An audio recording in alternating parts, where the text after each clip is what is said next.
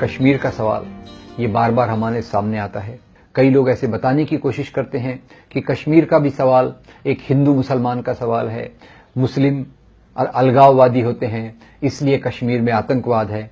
इस सब को अगर हमें समझना है तो थोड़ा हमें आजादी के समय की ओर जाना पड़ेगा। जब भारत आजाद हुआ उस समय भारत में सैकड़ों रियासतें थी। ये ज्यादातर रियासतों को कहा गया कि आप या तो भारत में मिलिए या पाकिस्तान में मिलिए, या अगर आप चाहें तो आप स्वतंत्र भी रह सकते हैं। तो ज्यादातर रियासतों ने अपना फैसला कर लिया और वो भारत या पाकिस्तान में मिल गए। 2-3 रियासतों का मुद्दा रह गया। एक थी हैदराबाद, जिसमें ज्यादा प्रजा हिंदू और राजा मुसलमान। हैदराबाद में उस समय भारत सरकार ने मिलिट्री एक्शन को भेजकर हैदराबाद को भारत में मिला लिया। दूसरा सवाल था कश्मीर का। कश्मीर की ज्यादा प्रजा मुसलमान, कश्मीर का जो राजा था हरि सिंह वो हिंदू। ऐसे मौके पर पाकिस्तान चाहता था कि कश्मीर पाकिस्तान में मिल जाए। महाराजा हरि सिंह ने यह फैसला किया कि वो न पाकिस्तान में मिलना चाहते हैं न हिंदुस्तान में मिलना चाहते हैं। वो एक स्वतंत्र राज्य के रूप में कश्मीर को विकसित करना चाहते थे।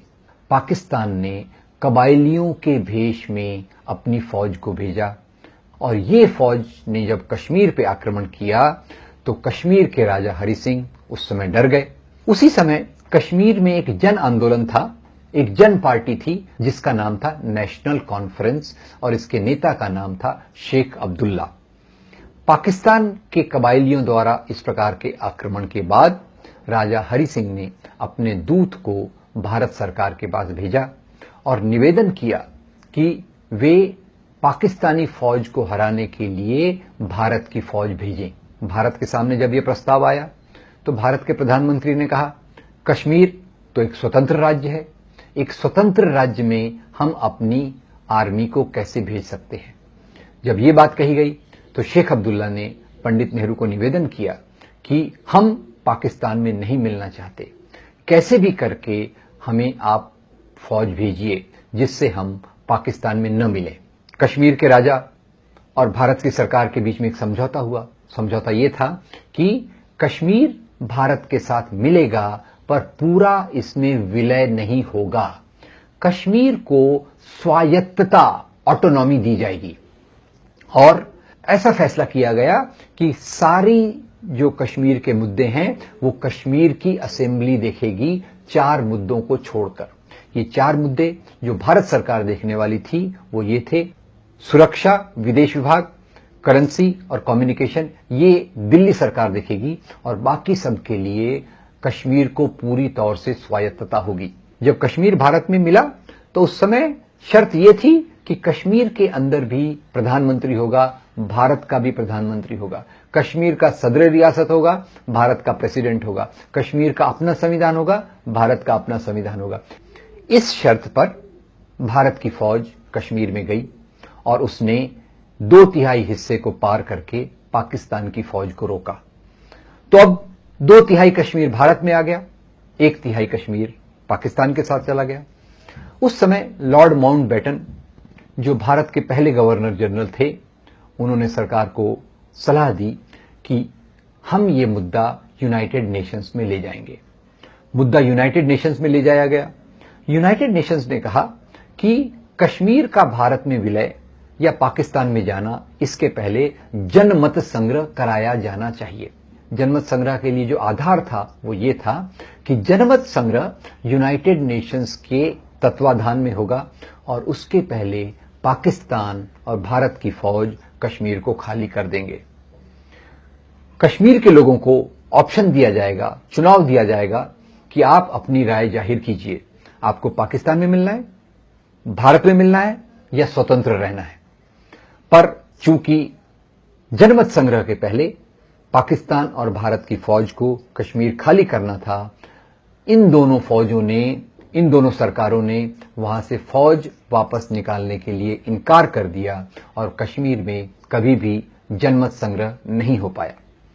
इसके बाद जब कश्मीर का 2/3 हिस्सा भारत के साथ आ गया, आर्टिकल 370 को लेकर, तो उसके बाद भारत के अंदर के सांप्रदायिक तत्वों ने सरकार पर दबाव लाना शुरू किया कि आप कश्मीर की स्वायत्तता, कश्मीर की ऑटोनॉमी को खत्म करो।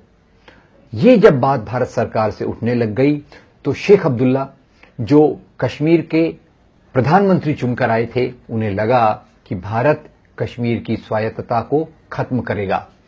इस आधार पर उन्होंने चाइना, अमेरिका से बातचीत शुरू की और जब उन्होंने ये बातचीत शुरू की, भारत सरकार ने उनको 17 साल के लिए जेल में डाल दिया।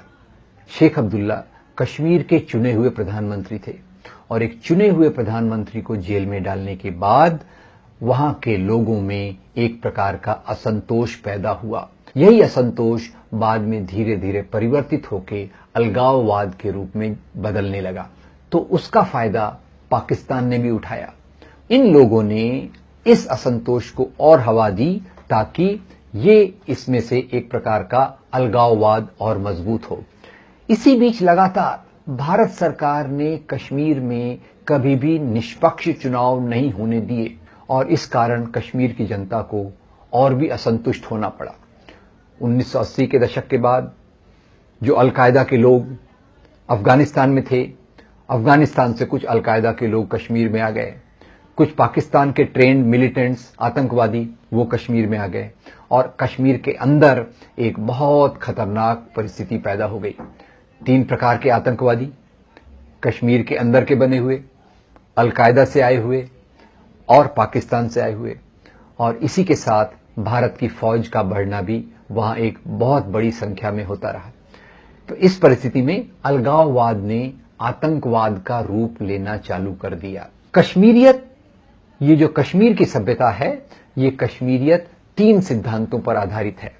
सबसे पहला वेदांत, दूसरा सूफी संतों के शिक्षा और तीसरा बुद्ध धर्म के सिद्धांत। ये तीनों को मिला जुलाकर कश्मीरियत की बात बनती है।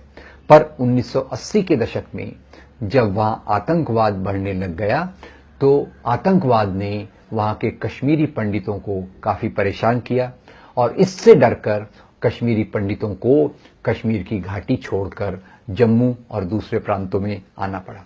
जैसे कश्मीरी पंडितों ने बड़ी संख्या में घाटी को छोड़ा, वैसे ही बहुत बड़ी संख्या में मुसलमानों ने भी घाटी को छोड़ा क्योंकि वहां की असुरक्षा बहुत बढ़ गई। ये जो परिवर्तन हुए, इसके कारण आतंकवाद बहुत बढ़ा, कश्मीरी पंडितों को बहुत तकलीफ हुई और इसी के साथ भारत ने ज्यादा से ज्यादा अपनी फौजों को वहां भेजना चालू कर दिया। तो कश्मीर की जनता 2 प्रकार से परेशान, एक तरफ आतंकवाद, दूसरी तरफ भारतीय आर्मी द्वारा एक प्रकार से दूसरी परिस्थिति का निर्माण। अब इसी बीच जब धीरे धीरे परिस्थिति सुधरने लग गई तो लोगों के बीच में आशा जगने लग गई और ये आशा का निर्माण हुआ जब चुनावों को स्वतंत्र रूप से कराया गया 2002 में।